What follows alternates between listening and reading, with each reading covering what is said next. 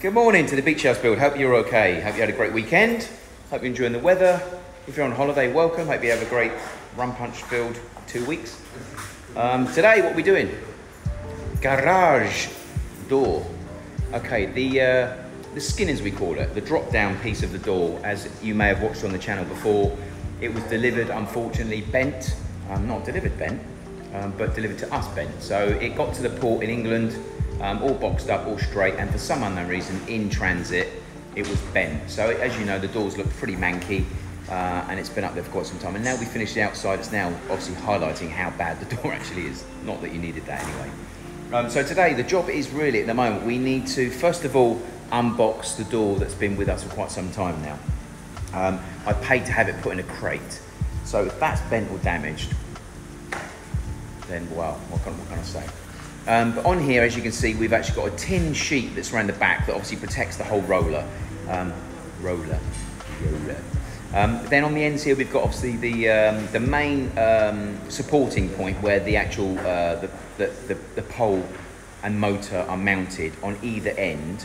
They're connected to that. Now, at the moment, we actually have the uprights screwed into the wall with construction screws ×4, that one and that one. And then we actually mounted the door down on top of it to take the weight, and then we screwed in with the tin, call it tin, it is metal aluminium, but obviously we've screwed that all the way along. Now what that's done is we wanted to try and get the metal pulled into the wall, but what it has done, because it was damaged in transit, it's very uneven. So the first thing we've got to do is try and get 2 screws into the end plate of this one and the end plate of this one to support the weight of the motors and the main beam that goes all the way along. Once we've done that, then we can undo the 4 screws here and the 4 screws here on the runners and take the runners off, and that'll make it a lot easier to get the door off and the door back on again. So before I carry on gassing, if you don't mind, obviously give me a thumbs up below. Let me know how mad we are doing these sort of things, obviously, certainly in this heat. Hopefully the door itself, down in this bottom corner, there's a sensor on here. Hopefully the new door will have a new sensor. We'll have to pair that up with this bloody thing. That's not straightforward as well. But it'll be easier to obviously pair a new device than take this device off. This device itself is connected into this rubber strip that goes all the way along the bottom. So if something gets crushed, it knows and it can go back up again. And when the door's up, there's a sensor that goes across and it knows whether something's there and it'll stop the door. So it's made setting up the door very painful. On another note as well, they all take a AA battery, not AAA, AA battery. All AA batteries are normally 1.5 volt. This one, for some unknown reason, is 3.5 volts. So when the battery was running low and we're having loads of problems with the door, it indicated that the battery was low. So I changed the battery, no lights on, nothing at all. I've since found out that the battery itself, never even looked at the voltage, because you never assume that a AA size is going to be double the power. But that one is actually 3 or 3.5 volt rather than the 1.5. And they don't sell them on the island, and they only sell them in quite rare places across the US and UK. So anyway, managed to get some more. That solved the problem, no problems at all. So the first thing we've got to do, obviously, is get the 4 screws into here to get that supported. The second thing we've got to do is get this out, lay it out, measure it, make sure it's the right width, length, and make sure it's not damaged. Then we can roll it back up again, get it out of the way, and then we can, in here, obviously take these end railings off. Then we can take the actual, there's just a rod going through. As you can see, these little fixtures here. There's one here, one here, one here, one here, and so on and so forth. There's like a rod going through. So you just push that rod through, and then we should be able to then just lower the whole curtain down onto here, and then we can roll it up and get that to one side. Then we'll be obviously getting this one out and rolling this out again with a view to straightening this tin at the back. So in order for us to actually put this new door up, we can't afford anything to be scratching the fascia. At the moment, that is not straight, which means that the buckledness of the door is actually rubbing on the front, which is what's taking the paint off the front. So we've got to now try and think about how we're going to glue and batten screw all the way along here to get that in, stuck and straight. And once it's cured, we can take the battening off, and then it should obviously clear the door and we should be good. As you can see, there's screws at the top. You can just see the marks here. In fact, let me spin it around. Very, very top here, you can see screws here. This is where we've gone into the actual battening. So on the actual, in this little wall here, you can see the line. We actually built a little frame in there. All of these screws are screwed into the downrights, obviously all the way along, but that's it. So it's too much weight for us to be having on there without having some form of support here or on the main motor. So again, essential to get those 2 screws in here, 2 screws in here. You can see it's actually designed for it anyway. There's like a little U shape up there and a U shape here and one in the middle. There's 3 there, but you just can't get to them obviously because the roller's in the way. So anyway, once we got this off, we'll see the very bottom of this unfortunate damaged tin. As you can see, it's all looking pretty sad all the way along. That was me, I'll try to bend that up. Again, the top piece has been rubbing on the door, as you can see by the marks here, here and here. That's been rubbing on the door. The back piece on the wall itself facing this way has been rubbing on the door. And the door itself is completely buckled, obviously. So it's pushing out that way and rubbing against the metal. So straightening that up, getting that all re-screwed. And then obviously on these little, as you can see here, we just bang those little things through on each one of them and the whole door will come off, and then mounting it is exactly the same. So that's our job for today. At the same time, we also have the air conditioning guys coming in, meant to be coming today, say this morning, it's now 9:15. They're meant to be coming in here to sort out the ductwork in the main support wall, our grey bear monster. So once that's done, obviously we can get boarding that as well, but they were meant to come Friday, didn't come, meant to come the weekend, didn't come. They're meant to be coming this morning, not here as yet. So fingers crossed they'll come, they'll sort that bit out. We had the electrics done on Saturday, so they're ready to be pushed to one side, ready to go back in again. Yeah, it really is now just a case of trying to get them to come up and get that done so we can get boarding with this. We can obviously reboard the front, get the electrics cut back in again, and then with the cladding we do have here, we'll get that mounted on, and then we've got to wait for the other cladding to turn up from the UK because they delivered us short. So anyway, that's it for now. If you don't mind, give me some comments below. Thanks for the comments today. Welcome to new subscribers. Anything you want to know, let me know in the comments. And I will come back to you and update you as and when we get this monster on. Speak soon.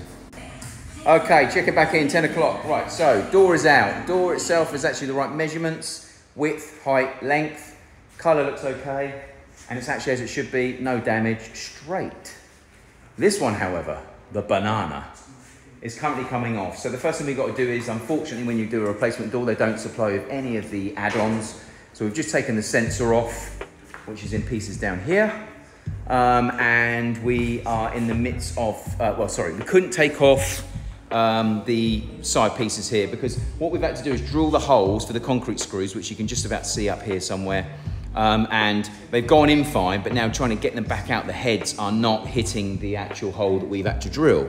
So unfortunately, we're now having to do it with those on. I mean, it's, yeah, worst case scenario, what you got to do is there's 2 screws. In fact, let me show you, because if you guys ever do a garage door, in fact, it's going to be difficult to show you. Let me see if I can spin it around and show you. So in this little gap here, you can just about see 2 screws. There's one at the bottom there. Let me see if my finger's going to look small enough or too fat. Just here, there's a white screw, and below that black cable, there's a purple screw. One of them adjusts the door up at the top. One of them just adjusts the door, sorry, they both adjust the door up and down, but one's the top and one's the bottom. The white one at the top is the top adjustment. That's to go up and down. The bottom one is the bottom adjustment, up and down. Now, we've had to now turn that top one up to get it to go right up, and we've also had to take out the runners. There was a runner in here, if you remember rightly, a little white wheel. We've taken that out to get the clearance to now clear the trap so we can now pull the door down. Now, what we're doing is lowering the door, pulling it over this way, and then we're gonna roll it, unhook it, pick this up and drop that, hopefully, back into the little trough that this one originally came out of. Then the next stage, unfortunately, like the sensor, is to take off the straps that are at the top. So there's a little bolt that goes through, you knock the bolt through, take the red strap off, and the whole thing falls down. That black strap we've got to slide off, and we've got to re-slide them back onto here. Position them where they need to be, and then we can roll this one back up again, obviously in one way, which will be bottom to the top. Lift this up onto here, then lift it up, obviously shut them over, bolts through, and we are good to start. That's where we are so far. So obviously, if you don't mind hitting me with a like down below and give me some comments on what you would do if you were in my shoes, apart from getting a company to bloody do it. And anyway, I'll update you as we go. Okay, we're now at 11 o'clock, near on. Door has now got all the bits on, electrics are connected. And by the way, if you're going to do electrics, it's semi-Cat 5 cabling type scenario. It's not Cat 5, but it's probably something smaller. You need to get yourself a punching tool, If you do any data networks, any Cat5 cabling, 6 cabling, any telecom cabling, in all fairness, you need yourself one of these. So let me quickly show you what's in here, just in case you guys ever want to do any.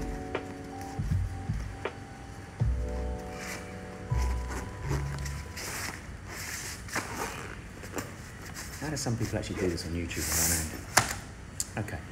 So my one obviously has got the crimpers, etc., the cutters, the punch down, the tester. So these basically, you can connect this to one end of a cable. So if you made this cable, you could connect it into here, you can connect this one to the other side, and it will tell you whether you've actually got a good reading all the way through.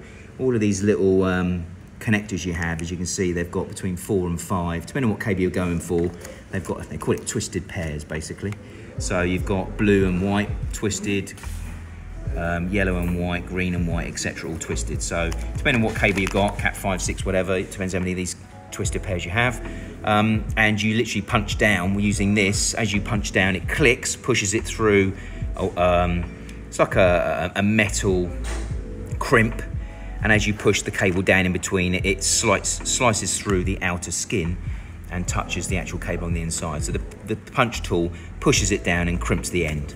The downside, sometimes you get a cheaper one like mine, it doesn't tell you which end is the crimp versus non. So as you're pushing it down, you're crimping it, but you want one end cut and not the other. So on mine, I've just been doing it and it keeps on cutting the wrong end. So, but this is the cable that came in it. As you can see, it's only got 4 cables on the inside, if you can see that. Sorry, 3. It's got a white, a green and a brown. Again, always take a picture of what you're taking off before you take it off. That way you can then put it back together in the right way. So old door is now looking sorry for itself in place. New door's rolled up, ready to go. 2 lads are raring to get stuck in. And what we've done here, rather than doing any gluing, etc., we just worked out where the actual scrapes are on here. As you can see, there's one here, there's one here. So this is 2 reasons. 1, the door is buckled, and 2, this is not against the wall properly. So we've looked at where the center points are, which is where we pretty much marked before, and all the way along we've just got a stainless steel screw going into the wood to try and pull that and make it nice and flush. We are a little bit recessed away from the back wall over on here, so as a result this is now having to be pulled against the wall. So we've obviously gone for the center points, and some of the center points have actually buckled the inner. So we put one on the inner here, for instance, one on the inner here, but the others are pretty good. So at the moment, we're hoping that obviously that will now clear the back of the door.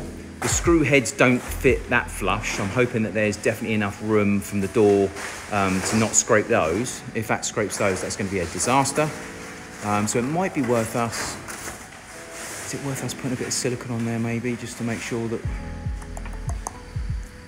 let me know in the comments below, what would you normally do? What would you put over a screw head to ensure that it doesn't scratch something? Bear in mind, it should be okay.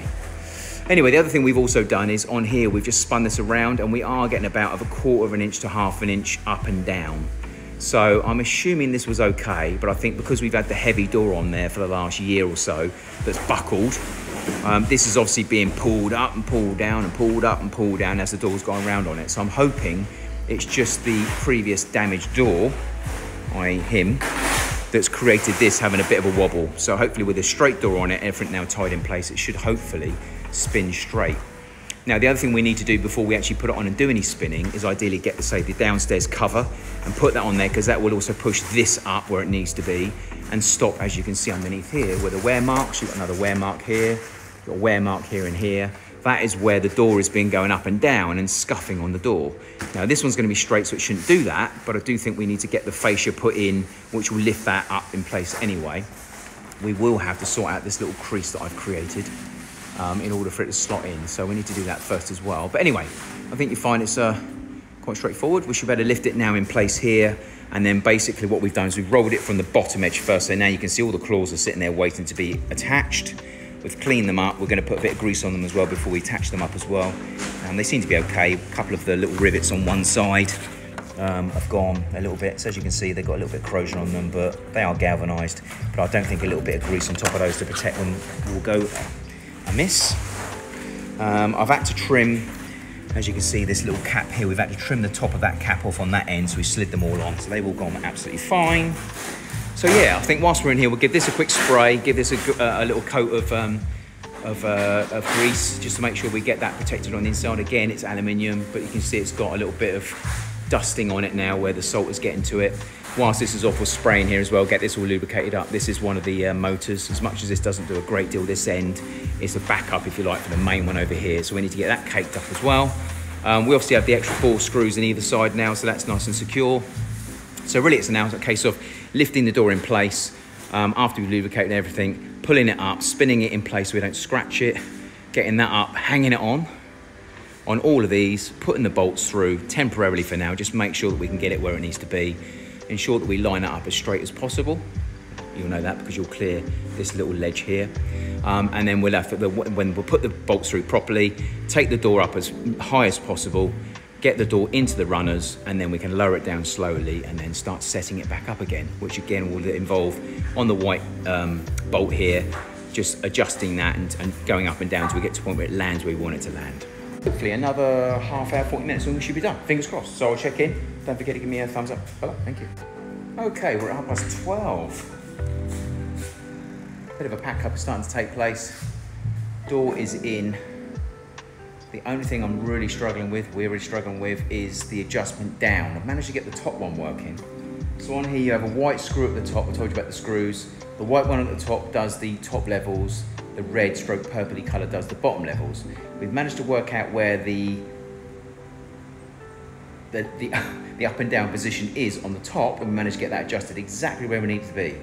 The bottom one, really struggling. So I've got a feeling it's not, because I mean we're literally winding in 10, 20, 30 times and we're not finding anything. So it might have something to do with this sensor. I don't know whether that is it or not. So anyway, I've left it off for now, let the motor cool down. We've gone up and down quite a bit, and what happens is the motor then gets hot and just freezes. So I let that cool down. Go and obviously have a quick look inside and do some bits and bobs. So obviously check how they're getting on with the actual ducting in there.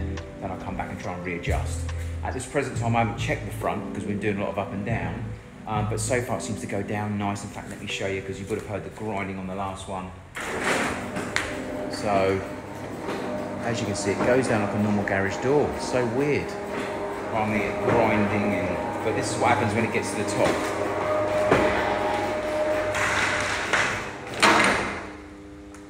And it's not turning off. So really what you should do after actually time out, and it's not.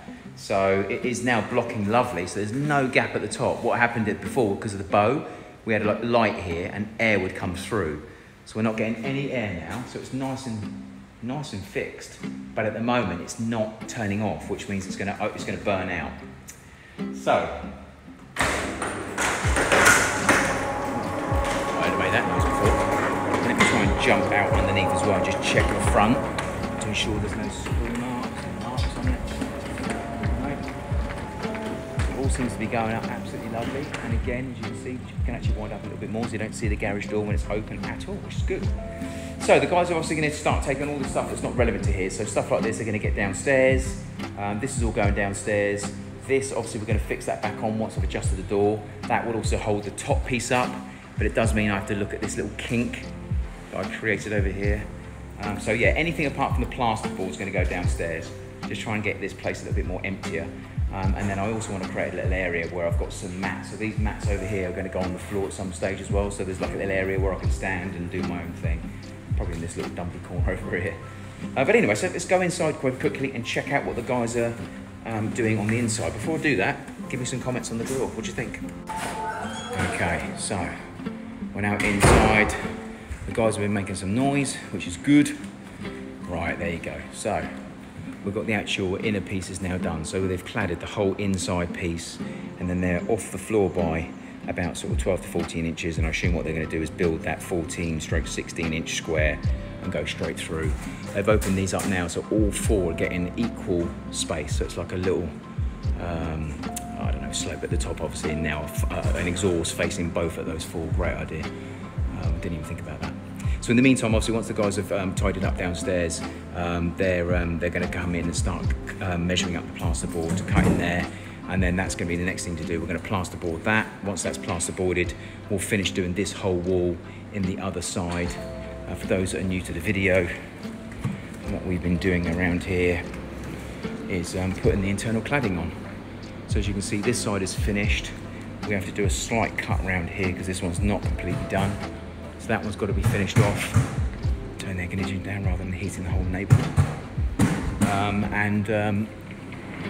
We've then got enough product to physically do this side here, so we can do all of this. But we haven't got enough to do the other side here. We've got to wait for the other two pieces to arrive. So that's where we are so far. So things going on as always. Give me a thumbs up down below if you don't mind, and keep those comments coming. And I'll update you as and when this gets finished off. Looking forward to it. Okay, 4:15. The inside part here is done. Looks awesome. Only issue I have at the moment is a proudness. The plasterboard needs to go on here, obviously. So, like here, essential for us to try and get it to the point where, if anything, this is a little bit behind the wall, so that we can actually come straight across the block wall to a block wall over to the other third block wall. Because obviously we're going to be cladding this. So at the moment we've got a nice difference here, which is great. We've got a nice difference here-ish. It's slightly proud. Then it gets prouder, if that's such a word. And then by the time we get to here, we're coming off by about at least a quarter of an inch. So I'm not too sure whether the plasterboard is going to land up meeting here. So that's going to land up making us come out proud even more. So we've clearly been doing some form of banging or knocking here to try and get it in, but the only way they're going to do that is obviously to cut the plasterboard, the insulation board that was here, in order to get that to sit back a bit more. This is the stuff, so as you can see, it's just foil. So yeah, you can cut that so easy. So what they should have done is just literally just trimmed off a quarter of an inch, and it would have sat back a bit further on. So yeah, as you can see here, we're getting quite a bit of an edge here. And then it comes a little bit flatter, so it could be that the wall's not straight on this sort of part. But what I can't afford to do, obviously, is have theirs coming out like this. As you can see, it's coming out quite a bit, and then it comes out and stays like that all the way up to the very top. So anyway, I'll get some plasterboard in there tomorrow and just see how it is. Fingers crossed it'll be okay. If not, then we might have to unfortunately cut this back. So we shall see how that pans out. And obviously we've still got to get the electrics up the front in the plasterboard. They were going to actually put it in here and then drill a hole for me here so we could pull the cable through, and then we're going to put the box in. But for some reason they seem to have either forgotten what we discussed or have not done it. So anyway, there's the box. That's going to land up coming around to the front, but they were going to take those through the actual duct itself, so we could just come straight out here rather than having cables everywhere. And this one's the same, so this one's now come out the side. Again, it'll be like that at some stage, but again, we agreed to take it straight through into here, up through the bottom, and come up here and just cut a hole here. So anyway, I can still cut a hole in the side here, obviously, and then fish it through somehow. So I'm not having to do this on the front and then have to cut around with cardboard, with plasterboard. So we'll look at that at some stage later on. Anyway, on another note, the garage door was nearly finished. I've been in a meeting, so I've not managed to finish off. The guys have just shut off. Let me take you in very quickly and show you the garage door. In fact, I have a garage door open. I think I do somewhere. Okay. So internally we're nice and straight. Which is beautiful. No lights on here, no lights on here, which means there's no errors. But for some reason this still isn't coming down and locking in place and stopping. It's still trying to drive down and makes a motor noise. So something's not quite right. It seems quite weird not seeing all the hearing all the grinding and seeing all the grinding like before. But as you can see, it goes up nicely. We've used the little, they call it a wand. We've used the wand to adjust the actual screws up there for it to come up and stop where it needs to stop, which is great. It probably needs to go up a little bit higher. But for some reason we can't get it to stop down here, so something's not right. So I think what I'll do is I'll call the company tomorrow and I'll get them to talk me through doing it properly, because otherwise I'm just going to land up doing something wrong and just make it worse. I've literally wound that in and wound it out and it's still not doing it. But anyway, the green light's on, which means everything's okay, so I can now mount the cover back on again from the outside. Let's have a quick look.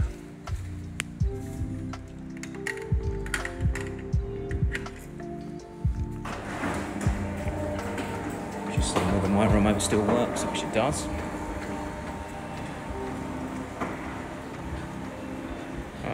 Actually looks nice. It's still grinding down though. It's good, but it's not stopping. So I just need to find out why it's not stopping, because you see all of the slats crushed together, which is great. Exactly what it's meant to do. So that obviously if there's high wind, then obviously the lock is over, whereas before you had a gap in the middle. So it's doing what it needs to do. It just needs to tell itself to stop. And for some reason it's not. So I'm clearly doing something wrong, I assume. The sensor's in place down the bottom. I do need to get that screwed in properly. So that's the next job. I need to work out how I can screw through these holes here to get it on there properly without coming through the other side and obviously affecting the runner. But anyway, so I'll give them a call tomorrow and they can talk me through it. That's going to be the best bet. Trying to actually work out how to do it. I'm not a qualified garage door installer. It's probably better to leave it with them. So, and then obviously we can get the actual the canopy cover is down the front of the building at the moment. They've left it outside. So tomorrow, once I've managed to do that, we'll get the canopy cover on there as well and actually get it up in the air. So we're clearing all the screws and we're looking nice and straight all the way through as well. So the door is literally missing all the screws and it's also nice and straight. So garage door saga nearly complete. I mean, in all fairness, we've had the door for quite some time, we just haven't got around to doing it. It worked. There's another job I could do without doing. But anyways, another job ticked off. And obviously it finishes off the front as well. We've also had an electrician here today, Mel, our man Mel. He's come out. He's going to try and find me something that looks pleasing on the eye here. I don't think I'm going to get it on the island, so I think what I'll do is I'll get online to America and try and find something that looks pleasant on the outside. Whatever I mount here, I want mounted once. It's got to last. It's got to be able to defend itself against heat and salt and a mixture of all above. It's got to be, it's got to have some form of sensor on it as well, so it stays on, so you can see what you're doing. But then when you walk around, it comes on really bright. It can't go brittle and die within 2 minutes. The solar panel can't melt, and it can't look like crap within 2 minutes. So if anybody's got any ideas or any examples, hit me with the pictures below if you don't mind. That'd be greatly appreciated. Ideally, it needs to be, well, here it needs to be metal, which means it needs to be a brass or a copper, so it doesn't rust and blow. Aluminium might last, but again, sometimes the paint on the actual aluminium always blows as well. So ideally it needs to be some form of copper stroke brass to last. It needs to be powder coated stroke coloured in a nice colour that's subtle. So I would say probably, I could do white, but black would be better, so it will fit in a little bit better and a bit more camouflage. Also, we've had the sensor here sorted out today. Mel, thanks for that. These finally come on now rather than me doing star jumps. Trying to get it waving. It seems to be coming on a bit better now, but we are going to be upgrading that one later. Light switch inside has been sorted out as well for the outside rear light as well, so that's now working. Thank you very much for sorting that as well. Light sockets on the patio that haven't been working have been changed for some reason. The ones that are outside that you've got the reset, the trip on them, they're very temperamental here. So we've had one that was put in from day one, never worked. Another one has gone faulty, but I think that's because some trades guys that were doing it at the back used it too much and burnt it out. Thanks for that. So they've been changed. And we are trying to source something a little bit more pleasing on the eye when it comes down to outside boxes. These are the ones that were installed initially, which are big, clunky and ugly. Apparently there's something better. But the other issue, obviously, as you can see, the plug socket doesn't sit inside, it sits on the back. So as you can see by this one here, that's a year's worth. They just rot. So I'm not too sure why they don't do one where the plug socket's actually inside and all you've got coming out the back is the cable. So anybody's got any ideas on where you can get something a bit better, it has to be American looking, obviously. If there's anything you can suggest, hit me with a picture or a link in the comments below so I can have a look at those. Again, it might be something I have to source from the US and get them imported in, because at the moment that was lasted a year and I'm changing the whole thing. So there's no point me throwing money down the drain. There's got to be a better solution out there. So if anybody knows anything, again, let me know below and I can try and see if I can source prices and import tax and duties. Always say other than that, but other than that, we're pretty much done for the day. Oh, by the way, the plasterboard has been cut. We haven't put it on because of the proudness. So anyway, I'm pretty much done for the day. I'll get this video uploaded. Hit me in the comments below. Don't forget the thumbs up. Subscribers, hit that subscribe button if you don't mind. And I'll check in with you guys tomorrow when we finished off doing the wall. And then it's going to be cladding and finish off the grey monster tomorrow. That's going to be our main plan, as well as me ringing up these guys and using my wand to try and get this door sorted out. So thanks for watching, and I'll check in with you guys tomorrow. Thank you.